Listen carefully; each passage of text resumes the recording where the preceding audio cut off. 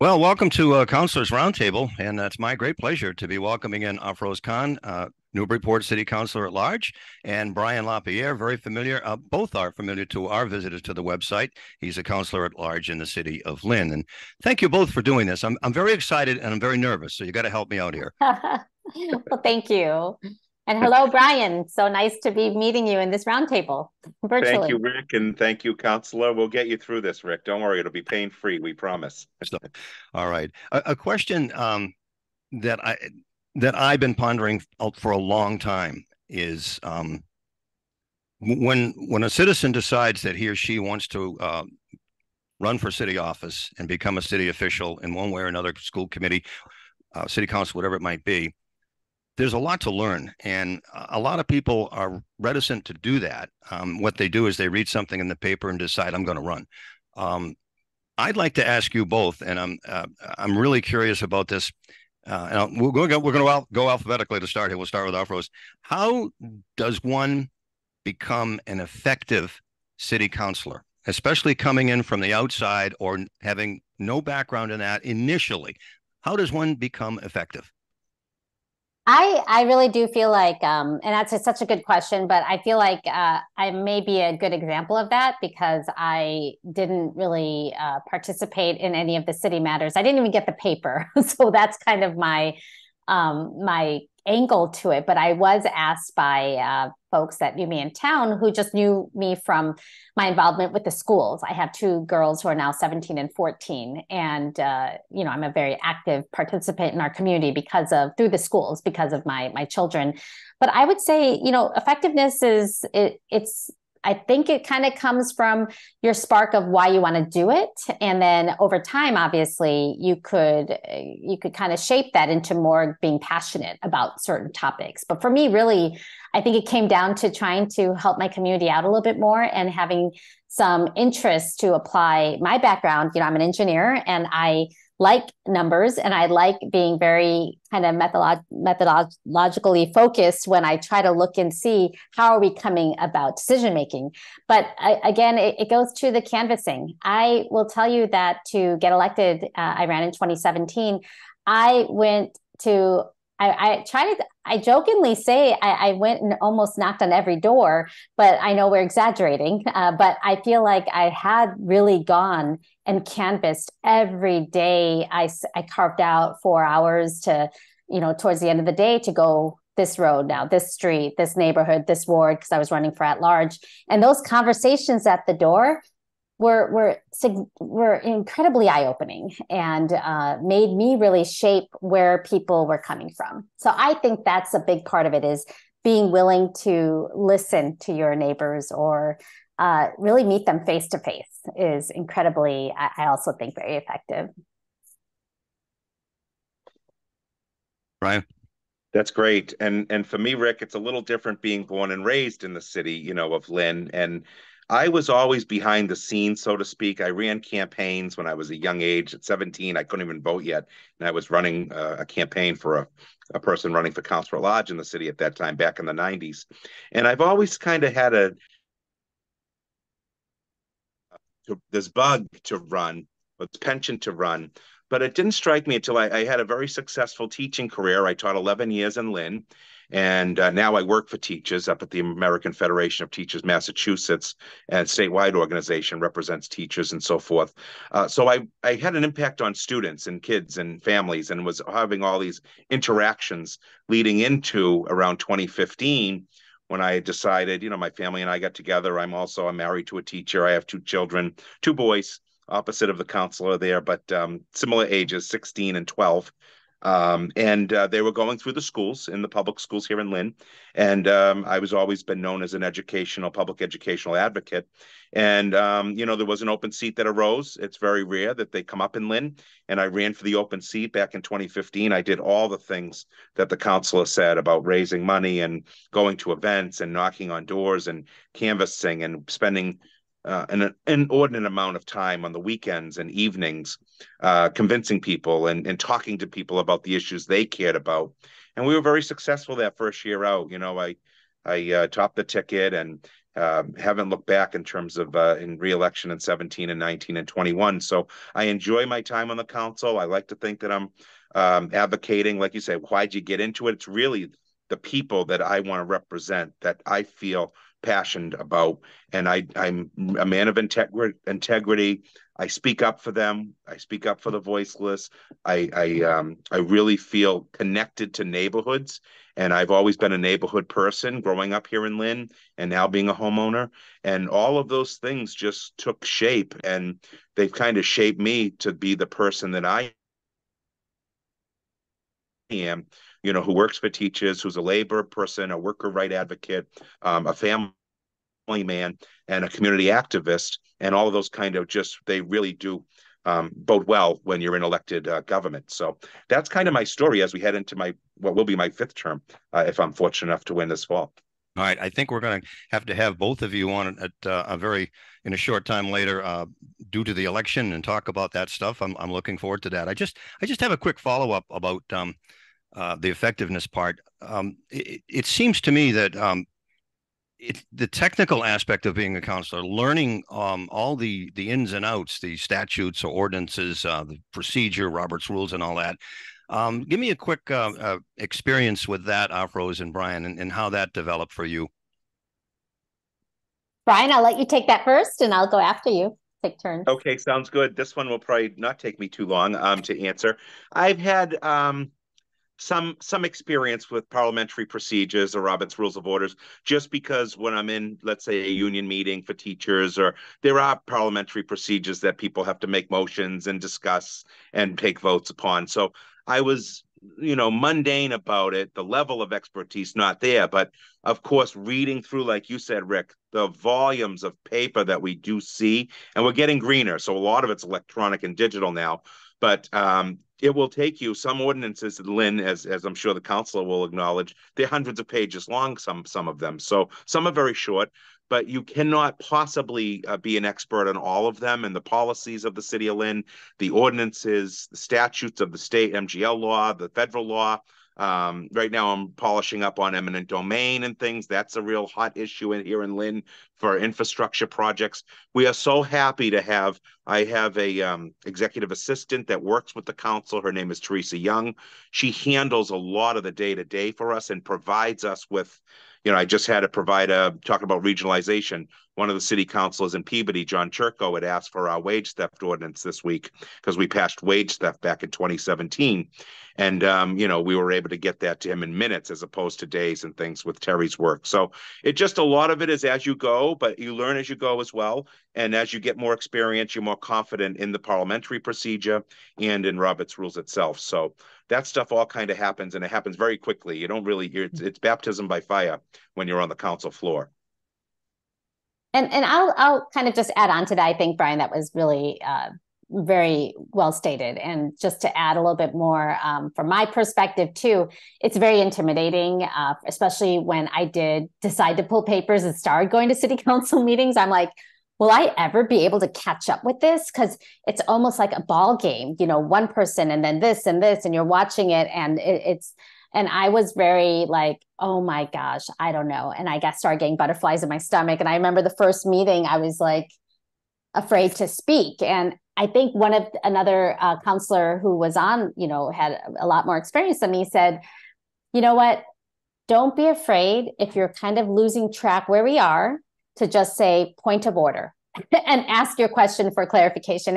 And I give Councilor Junta, Ward 5 City Councilor, who's stepped out like 2 terms ago, but I will acknowledge him. But that statement was incredible, because as a new person, and when things are moving fast, you certainly don't want to vote for something you didn't understand as it was kind of being amended and quickly flying through. So I will use that very often. I'll say, point of order, can someone rephrase what's the amendment we're working or we're voting on, or explain it? So for me, it's slowing down the pace, because that helps slow things down, even for the public. Sometimes we can't move that fast because the public's getting confused. I wish you had talked to me 40 years ago, because when I first started teaching, I would have used that with my classes. Just say point of order, Mr. Moore. Would have avoided so much heartache and heartbreak. Oh, well, thank you both for that. I wanted to know about that because I think it would be intimidating. I live in Gloucester and we don't have that many people running. Uh, Anecdotally, you always hear someone complaining. I do not complain about city council, the mayor's office, or school committee. And when I was in the union, I didn't complain about the contract, the teacher's contract, because I wasn't a participant.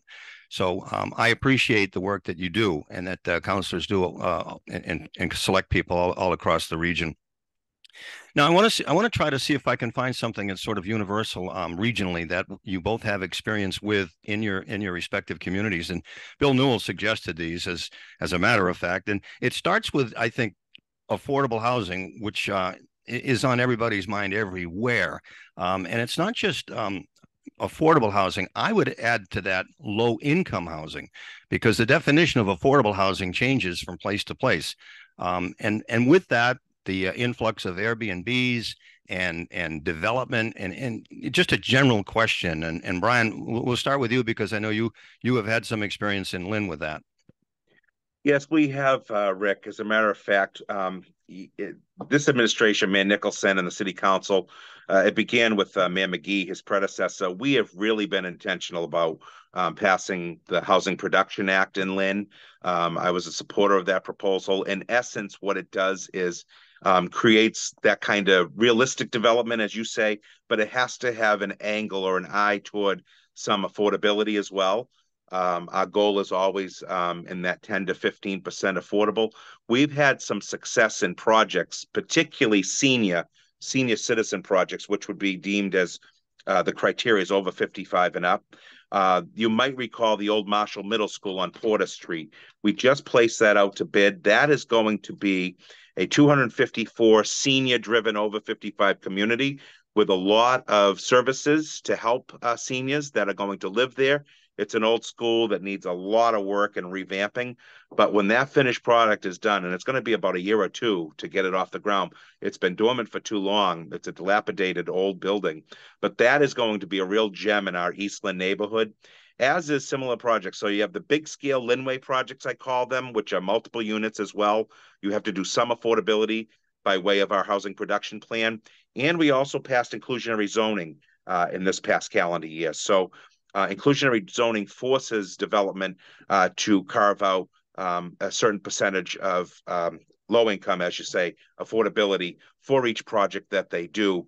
And we're seeing some success in the building blocks, both on the Linway big scale and in small neighborhoods like the former Easton Junior High or Thurgood Marshall Middle School. So we're optimistic. Brian, there's never enough housing stock, but we keep pushing it. What percent did you guys land on for the inclusionary zoning? I think it was 10. I'll have to go back and check, but I believe it's 10. Okay, yeah. We did 12% about 4 years ago, so that's what I was wondering. I do want to increase that higher, so I was just curious. Yeah, usually 10 to 15. I think we began with 10 this year. So good, you're doing 12 already. Great. Yeah, we actually passed that 6 years ago, but when you're done, I'm going to tell you how that really did anything, if anything. Yeah, it's so new for us, but we have had some success with some affordability, but you can't keep up with the demand. I was just going to end by saying, the big projects like the Linway apartments and so forth that are coming online now, they're too expensive. There's not enough affordability. We did do a gateway project. It predates me on the council, but it was about 10, 12-year-old partnership with the AFL-CIO, trust, and all union, all labor built. It's on the corner of Washington Street and Broad Street, kind of near the North Shore Community College. That is all 100% affordability with 1, 2, and a few 3-bedroom units. So we did really well on that. That's got to go back about 10 years ago. But we always have an eye toward affordability. Lynn is still an expensive place to live and rent, but cheaper than most if you look along the North Shore and so forth, Greater Boston area. But I'll tip it over to you as well, Councilor, to add to that. Yeah, I mean, so as a new person, even in the realm of legislation for my community, I think it was during the exercise of when we were trying to do a zoning rewrite and getting educated on the fact that we actually created this issue by our zoning. And, the reason the term inclusionary zoning is adopted is because a lot of the zoning laws that many of us passed over the last decade or more so actually prohibited being welcoming to having housing that would be affordable and available to everyone. And I'll be honest about that. You know, we really like historical character. We really like a certain look and feel. Many people don't like multifamily buildings and feel like it's rental. Like if you have a lot of rental units, it takes the character away from my city, my community. I mean, we did this to ourselves. And I feel like, and I know I take heat for saying that, but it's very true. How many of us, when we look at zoning laws, really understand what's being stated? And I'm not a lawyer, but I definitely can read and understand concepts. But the way things are written, it's written in a way to make it very difficult for one to really interpret what's being stated. The best people who could interpret it are the lawyers, and the lawyers for developers or the lawyers for the other interests out there. So this is a situation we created for ourselves, and now we're trying to solve it. I think zoning rewrites have to happen across the Commonwealth. And one of the things, because if we're not doing it, it's being mandated to us. So back in 2021, there was the MBTA communities I think it was a legislative or something that passed down that's saying if you're an MBTA community, which Newburyport is, as well as Lynn is as well, your zoning to prevent multifamily housing can be superseded. And you don't, and what I mean by that is most zoning ordinances need a supermajority. So you need 8. For us, we're 11 councilors. We need a supermajority to pass zoning. They were now allowing just a simple majority to pass zoning changes, especially if it related to multifamily or certain kind of zoning around the housing situation. And so that got us scrambling. I will say that certainly got people now concerned, and we were trying to see what does that quarter look like? How will that affect the zoning we currently have in place? So I feel like I don't mean to keep dwelling long on this, but it's a great question. And I think the solving now is in these little pieces that you see happening. Inclusionary zoning, yeah, we've had it, I want to say actually 8 years. What has it done? The inclusionary zoning kicks in when it's 10 or more units.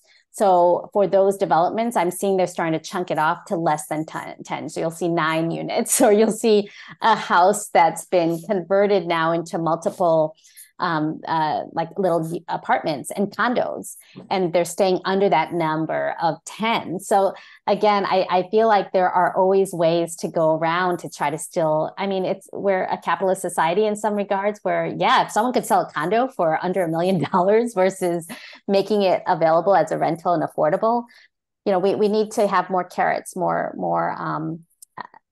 thoughtful and creative thinking behind how to solve this problem. Do you have another thought on that, Brian? I see you're nodding. Well, I'm in agreement with the councilor and their experience up there. You know, the proof is always in the pudding. And I say it's the same makeup.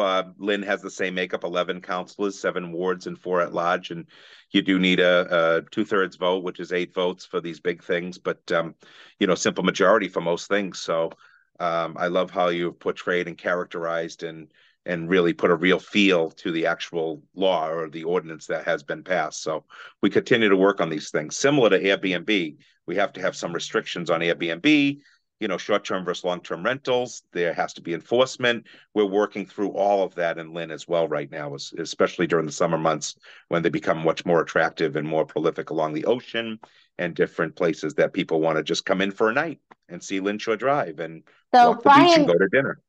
Is it an allowed use in Lynn, if you don't mind me asking you, like in your zoning table? I don't think we've got to that point where it's only in certain neighborhoods, I believe, not residential. I don't think I'd have to go back and look. We dealt with it in 2017 and we made the focus of it very narrow, I remember. It's not prolific. So we do not have STRUs or short-term rentals. We have Bed Bath and Beyond. Well, we don't have that in Newburyport, but we do have bread and breakfast hotels, and yes, those are in our table of use for our zoning. But we do not have short-term rentals.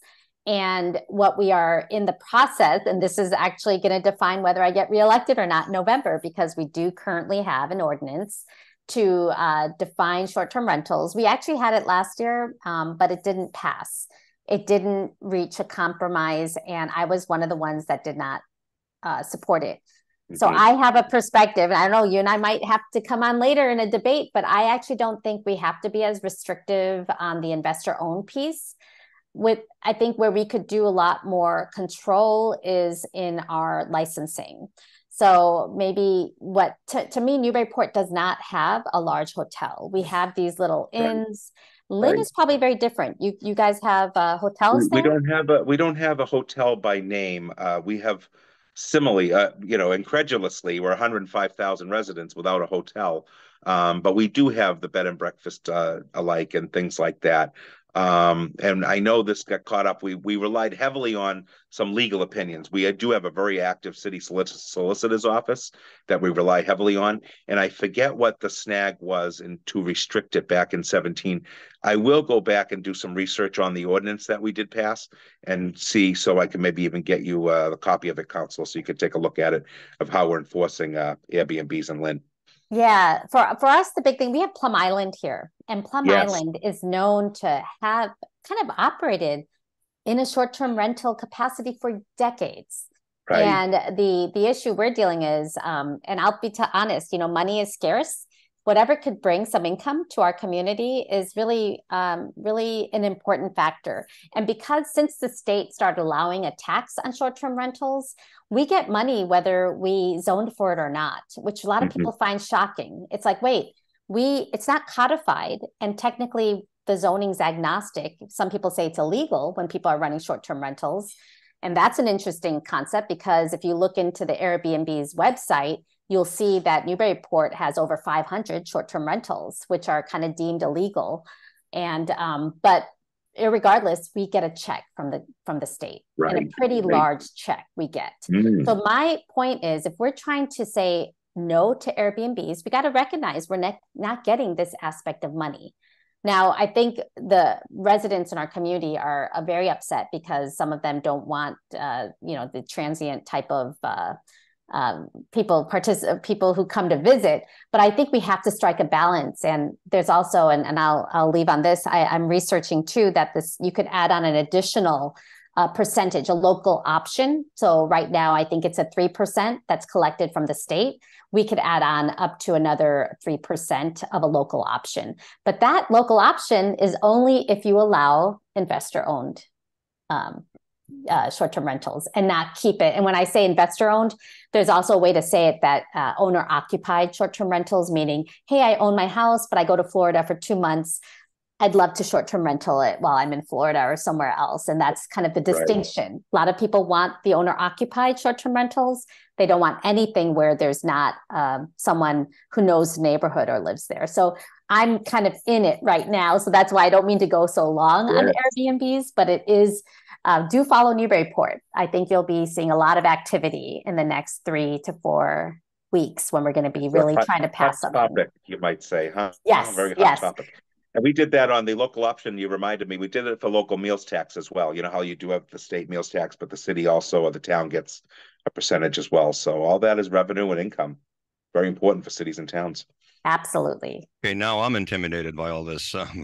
That's a lot to unpack. I think the final thing for this session, and I hope we can do this again, is budget. And by that, I mean, recently, the legislature passed the state budget.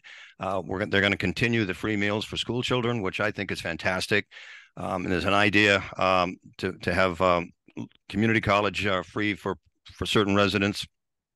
I, as an educator, would love to see community colleges free for everybody, at least 2 years of it. I think that would extend the K, instead of K to 12, we make it K to 14. That's just my personal thing. But in terms of, and I'll ask about this, in terms of fallout after COVID, the state budget, what's the trickle down to your community in terms of getting money from the state? And maybe just a brief overview on how that money is used, or if it's something you can count on. It's just a general question, because I have no idea how money is distributed from the state down to the communities. We'll go with Brian. Do you want to take this, or you want me to lead? I'm happy. But you go first. You probably got more. Okay. Well, in my experience, a lot of it comes from the teaching. First of all, I echo, Rick, what you're saying about both the community college and the free breakfast and lunch. I'm so glad that's going to continue. I will say on the state budget, Lynn is very fortunate to have a very strong state delegation. And by way of our size and our population, and in terms of the school budget on the Chapter 70 side, we have seen an inordinate amount of new money, I should say, from the Student Opportunity Act to serve our ELL students, our English language learners, and special needs students. And we have been very fortunate, as I said. We've now had close to, I want to say, a $70 million increase over this year from last year's budget in education alone. So money is not our issue. Our issue has been facilities and trying to upgrade facilities and create space for students. We are falling behind on our old sort of 100-plus-year-old schools that just aren't functioning anymore. It's very hard to pass and get support to build new schools. The construction costs and materials have gone up exorbitantly. On a positive note, we did do a lot of HVAC repair when we had ESSA funds, which were distributed from the federal government during COVID. And post-COVID, we used ARPA monies, and I'm sure the council can address things that they're doing with ARPA funds. We've chose to invest in our parks and playgrounds. We have over 40 parks and playgrounds throughout the city. They're all getting refurbished in one way or another. We're doing a big thing on trash and litter campaign. We're getting these sort of bully barrels around the city, which hold more and they're better for the environment and so forth. Trash doesn't fall out of them when they get deposited into. So we're trying to make a cleaner, healthier, safer city. We're beefing up ranks in public safety. We're investing in our people on the school side with social workers, social emotional learning, diverse, equity, and inclusive offices. You name it. We're trying to do directive services too, like hire more counselors and teachers and specialists in the classroom. So we're spending it as quick as it comes in, unfortunately, but the money has been really good coming in from the state and the delegation and the federal partners that we have had. So we haven't had layoffs. We have a strong, big budget. It's almost $500 million, frankly, and a lot of it's on the school side. I think 280 million of that is school side. And we do services cost money, so we have to provide those. And we also have to be acknowledging of keeping the taxes as low as we can in doing so. But I'll toss it back over to our counselor friend, and she can round this out as well. Sure. Yeah, thank you, Brian.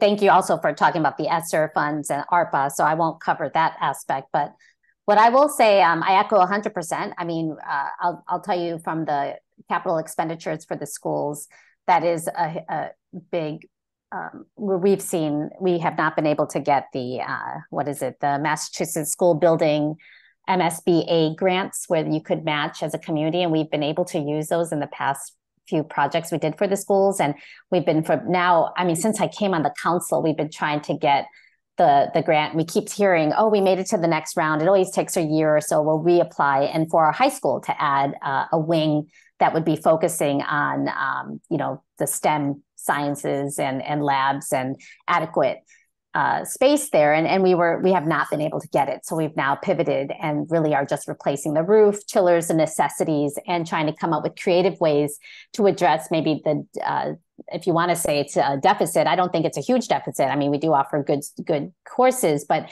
there are partnerships now being done with the community colleges. You mentioned community college, but I really love the fact that the high schools are working with not only just the vocational schools, but also the community colleges to kind of supplement the high school education. And I will share a little bit about that. I love that. We have different kids and how they learn, their learning styles, and the social emotional learning component is huge for kids who are coming out of the COVID whole experience and difficulty. But, there's early intervention to make sure kids, they may not want to just graduate out of high school. They may want to start doing some other work and be able to learn other skills. And I love that there's this early intervention to freshmen or sophomores that, hey, you may not like this classroom experience. Let's get you somewhere where you could do hands-on, or let's get you an evening class at Essex Community College. So I love that component. I do maybe think COVID brought some good things. And one of them is providing a supportive environment with kids' capacity to learn. I will just add one thing on the schools that is very frustrating in Newburyport is there's been a lot of information requests through the Freedom of Information Act. So administrators and our school superintendent, they're getting a lot of requests in terms of the social emotional learning is not really something, a metric that could tie to MCAS scores or where kids are going to college. So we've had some community members who are concerned that we're focusing more on the social emotional learning component, less on the academic side. And so it's been a little bit of this bringing the community together to recognize that everything kind of does work coordinated and not, oh, we're really just focusing on one piece and you're going to have now graduates who aren't ready to be out there being successful in whatever. So that's been, I would say, just a tough area of getting the community members educated on. And I do think sometimes some national narrative has kind of infiltrated into our schools too on what we're teaching, what the schools are teaching. And I'm just being honest, this has been something even I've been asked to share emails and that's never happened to me before where I had to provide all my records. And I think there's just some tension across the board that we're in a place now we need to be transparent and educating the community too. And what does that mean? What does social emotional learning mean? How does that tie into something that, you know, is not metric based? So I digress. I go a little bit to another space, but this is new for me, and that's why I want to share it. Great. You know, three terms, never had to go through this before. I appreciate it from you both.